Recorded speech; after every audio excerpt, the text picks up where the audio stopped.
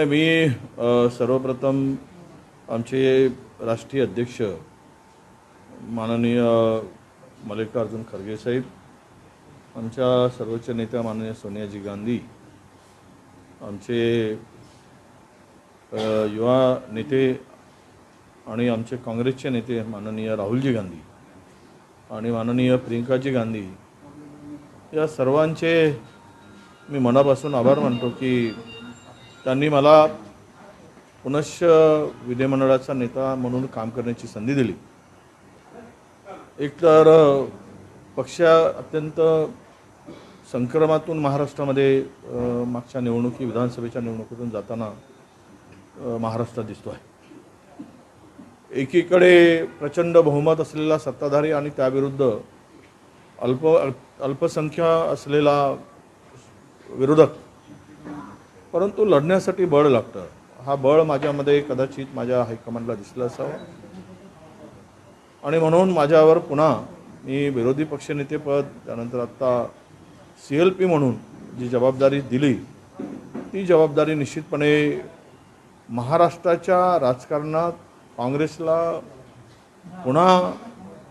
पुनर्वैभव मिळवून देण्यासाठी पुढचे 5 वर्ष आम्ही सातत्यानं काम करू, विधिमंडळामध्ये काम करू आणि जनतेमध्ये एक विश्वास निर्माण करण्याचं काम करू की काँग्रेसशिवाय महाराष्ट्र आणि देशाला, ज्या काँग्रेसचा इतिहास मुळात तो त्यागाचा आणि बलिदानाचा इतिहास जो आहे, तो इतिहास पुन्हा लोकांच्या डोक्यात, लोकांच्या मनात, लोकांच्या हृदयात पुन्हा प्रस्थापित करण्याचं काम करू. खरं तर मी आभार पुनश्च मानतो आमच्या सगळ्या महाराष्ट्रातील सर्व माझ्याबरोबर असलेले आमचे सर्व विधिमंडळातील सदस्यांचे. त्यांनीसुद्धा या सर्व पदावर नियुक्तीसाठी मला सहकार्य केलं आणि माझ्या सर्व नेत्यांचे मी मनापासून आभार मानतो. हर्षवर्धन सपकाळेंची प्रदेशाध्यक्षपदी निवड झाली आहे. काय वाटतं, काँग्रेसला यामुळे कुठेतरी आता महाराष्ट्रामध्ये ते भरारी मिळू शकते का? हर्षवर्धन सपकाळ हे संघटनेतले व्यक्ती आहेत. राजकारणामध्ये 2 गोष्टी वेगळ्या असतात. एक निवडणुका लढणारे आणि दुसरे संघटनेमध्ये कायम काम करणारे. आणि हर्षवर्धन सपकाळ हे पूर्ण वेळ संघटनेचा कार्यकर्ता आहे. पंचायत राजचे ते राष्ट्रीय अध्यक्ष होते काँग्रेस सेलचे. विविध आणि सर्वोदयी विचार, सेवाभावी विचाराचे व्यक्ती आहे. एक समर्पित असा हा एक माणूस आहे की ज्यांनी स्वतःच्या घरावर दारावर सगळं वाहून, तुळशीपत्र वाहून पक्षासाठी समर्पितपणे काम करणारा, पूर्णवेळ काम करणारा असा नेता महाराष्ट्राच्या काँग्रेसला या ठिकाणी पक्षाने महाराष्ट्र प्रदेशचा काँग्रेसचा अध्यक्ष म्हणून नेमलेला आहे. मला विश्वास आहे की आम्ही दोघेही मिळून महाराष्ट्रामध्ये पुनश्च जोरात काम करू आणि संघटना, आता आमच्या हातात संघटन मजबूत करणं, पक्ष मजबूत करणं आणि पक्षाच्या कार्यकर्त्याला पूर्णवेळ काही ना काहीतरी कामामध्ये त्यामध्ये त्याच्या हाताला काम देणं आणि ग्रामस्तरापासूनच्या संघटनेला महत्त्व देणं, हे काम त्यांना चांगलं करता येईल. त्यांना आम्ही जी पूर्ण साथ राहील आणि पूर्ण ताकदीनिशी आम्ही हर्षवर्धनजी आणि आम्ही मिळून काम करू, हा मला विश्वास आहे. या निवडीवरून भाजपचे प्रदेशाध्यक्ष चंद्रशेखर बावनकुळे यांनी टीका करताना असं म्हणलेलं आहे की जे मुख्यमंत्री पदाच्या स्पर्धेच्या रेसमध्ये होते त्यांना जे प्रदेश अध्यक्षपद नकोच होतं, आता पुन्हा वाईट अवस्था काँग्रेस होईल अशी त्यांनी टीका केली. नाही, असं आहे की सत्ता मिळाली की त्यांना लोकांच्याकडे बघण्याचा दृष्टिकोन माणसाचा बदलतो आणि भारतीय जनता पक्षाचे प्रदेशाध्यक्ष म्हणून त्यांची ते भूमिका जर ते मानत असतील की वाईट दिवस येतील, यापेक्षा वाईट दिवस येण्याचा दिवस नाही. मी बावनकुळेजींना सांगतो, दिवस येणारा पुढचा चांगलाच दिवस असेल, यापेक्षा चांगलं असेल. आणि तुम्हीसुद्धा त्यांनाही सांगतो की तुम्हाला आता सत्ता प्रचंड मिळाली, त्यामुळे दुसऱ्याला कमी लेखू नका आणि दुसऱ्याला कमी लेखून अशा प्रकारचं वक्तव्य करून तुम्हाला भविष्यात अडचणी वाढवू नका, असं माझं मत आहे. सगळ्यात महत्त्वाचं, पुन्हा एकदा विदर्भाच्या 2 लोकांना मोठे पदं मिळालेले आहे. विदर्भावर काँग्रेसने पुन्हा एकदा विश्वास दाखवलेला आहे. कुठेतरी निवडणुकांमध्ये कमी जागा मिळाल्या, पण काँग्रेस सातत्याने विदर्भावर विश्वास दाखवत आता पूर्वेकडलं एकटो आणि पश्चिमेकडलं विदर्भाचं एकटो असं आहे. नाही, पूर्व आणि पश्चिम, पूर्व विदर्भातल्या पूर्व विदर्भातच सगळी पदं होती. आता पश्चिम विदर्भ हा सुद्धा एक रिजन आहे, एक विभाग आहे आणि त्यामुळे 2 भागामध्ये 2 पदं मिळाली. काँग्रेसला आणि विशेष करून हायकमांडला सुद्धा विश्वास आहे. विदर्भ हा काँग्रेसचा नेहमीसाठी गड राहिलेला आहे, विदर्भात पोटेन्शियल आहे आणि विदर्भामध्ये जनतासुद्धा ठीक आहे, निकाल मागे पुढे झाला आहे काय, हारलो जिंकलो यात काही फार पडत नाही. जनता आणि मिळालेली मतं जर पाहिली तर विदर्भ हा काँग्रेसच्या पाठीमागे अजूनही ताकदीनं उभा आहे. हे निकालामध्ये आम्हाला कमी जागा मिळाल्या असतील, पण मतं जी काँग्रेसला मिळाली ती मतं पाहता विदर्भात पुन्हा काँग्रेस मजबूतीनं उभी राहील हा विश्वास आमच्या हायकमांडला असावा. हो, पालकमंत्री पदावरून ज्या पद्धतीने महायुतीमध्ये वाद सुरू आहे, शिंदे साहेबांची नाराजी आहे ते दिसून येत आहे. आज मुख्यमंत्री अमित शहाची भेट घेण्यासाठी दिल्ली जाणार असल्याची माहिती आहे. नाही, काहीतरी खतखत सुरू आहे. त्या खतखतीमध्ये कुठे कधी काय म्हणतात त्याला, गॅस जास्त झाले की भाजी जळते किंवा गंजाच्या बाहेर फेकली जाते.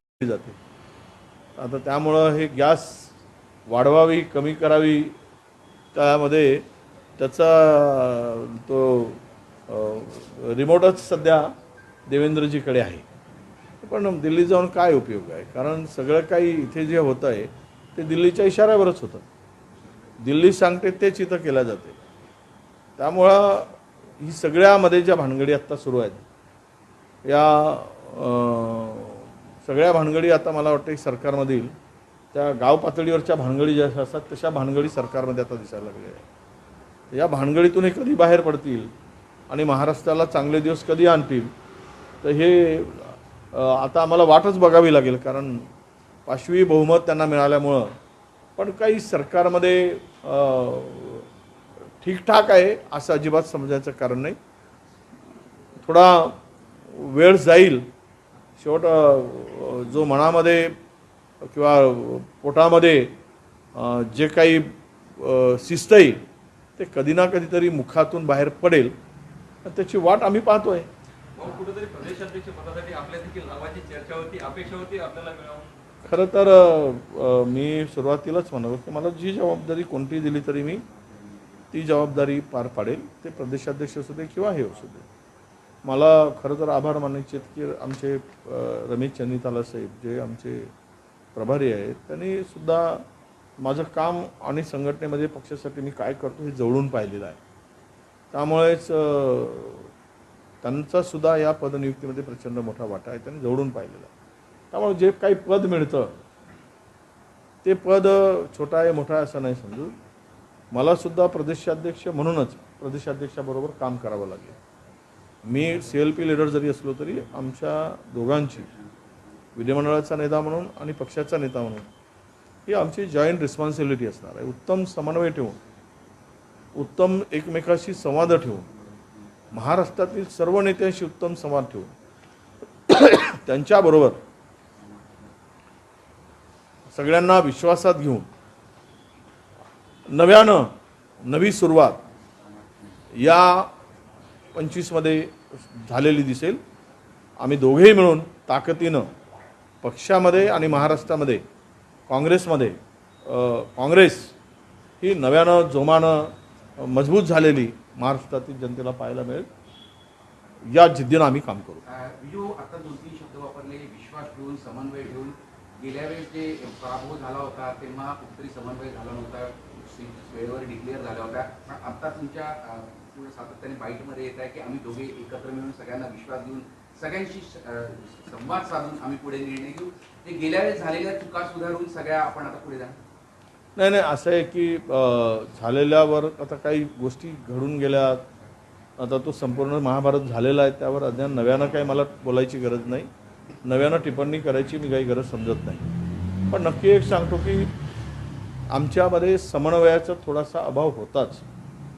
तो समन्वयाचा अभाव आत्ता दिसणार नाही याचा विश्वास मला आहे.